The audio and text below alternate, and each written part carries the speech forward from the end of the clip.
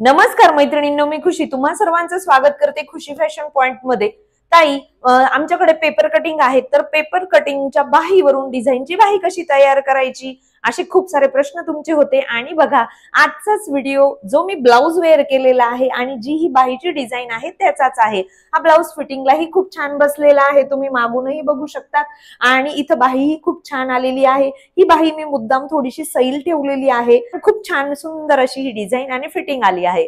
मागे आपण असा फुग्गा बाहीचा एक व्हिडिओ अपलोड केला होता, त्यामध्ये तुम्ही प्रश्न विचारले होते, ताई या बाहीला जर का आपल्याला जास्त चुन्या पाहिजे असतील तर किती कापड घ्यायचं, किंवा ह्या बाहीच्या डिझाईन साठी कापड किती लागतं, ह्या सर्व प्रश्नांची उत्तरं तुम्हाला या पुढे व्हिडिओ मध्ये मिळतील। त्यासाठी व्हिडिओ मात्र पूर्ण बघा। व्हिडिओ आवडला किंवा जरा जरी हेल्पफुल वाटला तर लाईक करा, लाईक करायला मात्र विसरू नका। त्याचबरोबर चॅनलवर नवीन असणार तर असेच नवनवीन व्हिडिओ बघण्यासाठी चॅनलला सबस्क्राईब करा।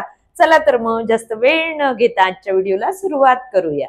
त्यासाठी मी इथं अस्तर घेतलेला आहे आणि अस्तर इथं हा डबल फोल्ड करून घेतला। मला बाहीची तयार उंची 11 इंचाची पाहिजे आहे, त्यामध्ये 1 इंच शिलाई मार्जिन ऍड केलं आणि इथं 12 इंचावर मी मार्किंग करून घेतलं। अशी एक सरळ रेषा ड्रॉ करून घ्यायची आहे। हजारो मैत्रिणींनी पेपर कटिंग मागवलेले आहेत आणि आता तुमच्याकडे सुद्धा अशी बाही असेल किंवा ज्यांच्याकडे बाही नसेल तर त्यांनी स्वतः जो पॅटर्न काढलेला असेल तो वापरला तरी सुद्धा चालेल। इथे ही 34 साईजची बाही घेतलेली आहे आणि ती बरोबर बंद बाजूला ठेवली आणि आहे तशीच्या तशी आपल्याला ड्रॉ करून घ्यायची आहे। खालच्या बाजूला दंड घेराचं मार्किंग करून घेतलं आणि वरती आपण खोल कटिंग करत असतो ना बाहीची, ती करून घेतली।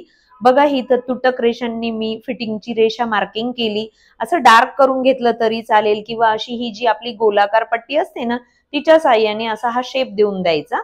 हे बघा, अशा पद्धतीने जसं मी व्हिडिओत दाखवलं तसं ही फुग्याची बाही आहे। तर बघा, इथं आपण आपल्या आवडीनुसार आपण हे माप घेऊ शकतो। म्हणजे बघा, 3 इंच, 4 इंच, 5 इंच किंवा 6 इंचापर्यंत तुम्ही एक्स्ट्रा कापड घेऊन वरच्या बाजूला मार्किंग करू शकता। मला इथं फुगा कमी पाहिजे आहे म्हणून मी 3 इंचावर मार्किंग केलं आणि टेप अशा पद्धतीने ठेवून तो दुमडून घ्यायचा, मध्यावर मार्किंग करायचं आणि इथं असा चौरस तयार करून घ्यायचा। आता इथं बाहीचा शेप देताना आपल्याला बरोबर हा जो चौकोन तयार झाला आहे ना त्याच्या आतूनच शेप द्यायचा आहे, जसं मी व्हिडिओ मध्ये दाखवत आहे ना सेम त्याच पद्धतीने। आणि आपण आता हे कट करून घेऊया। फिटिंगच्या तिथं आपल्याला नॉच द्यायचा आहे, जे मार्किंग केलं तिथं, आणि मध्यावर कट्स लावून घेतले। अशा पद्धतीने इथे आपल्या अस्तराच्या बाहीची कटिंग झालेली आहे। आपण आता ह्या ब्लाउज पीसवर कटिंग करणार आहोत। तर मला मागच्या व्हिडिओमध्ये कमेंट आलेल्या होत्या की ह्या बाईसाठी कापड किती लागतं, तेच आपण आता इथं बघणार आहोत। त्यासाठी इथं मी हा ब्लाउज पीसचा कापड घेतलेला आहे, 4 फोल्ड करून घेतला। बंद बाजू माझ्याकडे आहे, याला आपण काठ म्हणतो बरोबर, किंवा किनारी। तर त्या बाजूने जर मी मोजलं तर हे बरोबर आलेलं आहे 43 सेंटीमीटर। आणि जर समजा यापेक्षा तुम्हाला मोठी बाही पाहिजे असेल तर त्यापेक्षा जास्त म्हणजे जवळपास 50 सेंटीमीटर जर आपण पकडलं तर अर्धा मीटर एवढं कापड ह्या बाहीला लागतं। ही गोष्ट आवर्जून लक्षात घ्या। मला जेवढी बाही पाहिजे होती मी तेवढी बरोबर रुंदी ऍडजस्ट केली, म्हणजे जी अस्तराच्या बाहीची कटिंग आहे ना ती बरोबर बंद बाजूकडे ठेवली।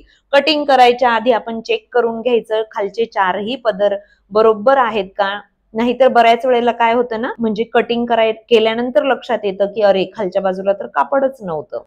सर्व बाजूंनी अर्धा इंच एक्स्ट्रा कापड घेऊन मी इथं बाहीची कटिंग करून घेतलेली आहे। त्यानंतर खालच्या बाजूला ब्लाउज पीस आणि वरच्या बाजूला अस्तर अशा पद्धतीने ठेवून इथं आपल्याला एक शिलाई देऊन द्यायची आहे। त्यानंतर आपल्याला हे अस्तर पुढच्या बाजूला करून घ्यायचं आणि ही जी इथं आपल्याला कापड दिसतंय ना यावर आपल्याला दाब शिलाई द्यायची आहे।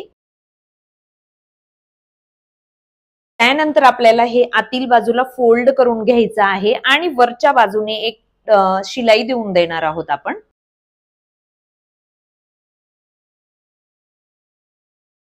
इथे बघा, त्यांनी स्टोन दिले होते पण ते अर्ध्यापर्यंतच होते म्हणून मी हे रिमूव्ह करून घेते, म्हणजे ते मला शिलाईमध्ये अडणार सुद्धा नाही। आता आतील बाजूने काठाकाठाने शिलाई देऊन घेणार आहोत। हे एक्स्ट्राचं कापड आपण आता कट करून घेऊया। आता बघा, जिथं कट्स दिला होता त्याच्या पुढे बरोबर 1.5 इंच एवढं आपलं शिलाई मार्जिन असलं पाहिजे, म्हणून मी इथं थोडंसं ब्लाउज पीसचा कापड घेतला आहे दोनही बाजूंना। ते आपल्याला कट्स देऊन द्यायचे आहेत, ते मध्यावरही दिला आणि या बाजूला पण ही मार्किंग केलेली आहे ना तिथून आपल्याला चुण्या घेऊन घ्यायच्या आहेत। बघा, आता आपण चुण्या आहेत ना अशा बाहेरील बाजूला घेणार आहोत अशा पद्धतीने। या बाहेरील बाजूने अशा चुण्या मी आधी ऍडजस्ट करून घेतल्या आणि त्यावरून आता आपण शिलाई घेणार आहोत. हे मध्याचं मार्किंग आहे ना, तोपर्यंत आपल्याला त्या बाजूने घ्यायचे आहेत आणि दुसऱ्या बाजूच्या चुण्या घेताना ह्या बाजूला बाहेरील पद्धतीने अशा घ्यायच्या आहेत आणि त्या सुद्धा आपल्याला ह्या मार्किंग पर्यंतच घ्यायच्या आहेत. बरोबर सेट करून घेतल्या आणि त्यावरून मी आता शिलाई देऊन घेत आहे. मागील व्हिडिओमध्ये आपण ह्या आतील बाजूला घेतल्या होत्या आणि ह्या व्हिडिओमध्ये आपण पुढील बाजूला घेतल्या. बघा, छान असा हा पफ इथं तयार झालेला आहे, फुग्गा तयार झाला आहे. ही फुग्याची बाही मला कटिंगच्या वेळेचं आठवत असेल. बघा, कटिंगच्या वेळेला मी काय केलं होतं, पुढील बाजूला खोल शेप दिला होता. इथं अस्पष्ट मार्किंग सुद्धा तुम्हाला दिसत असेल. पण या बाहीला ज्या वेळेला तुम्ही खोल शिलाई देतात, खोल कटिंग देतात, तर ही पूर्ण शिलाई झाल्यानंतर आपल्याला इथं खोल कटिंग करायची आहे. ही बघा, अशा पद्धतीने ती सुद्धा कमी द्यायची, दिली तरी सुद्धा चालते किंवा नाही दिली तरी सुद्धा चालते. ही डायरेक्ट कटिंग करायची नाही. तर इथं शिलाई देऊन देणार आहे आणि त्यानंतर इथं कटिंग करणार आहे.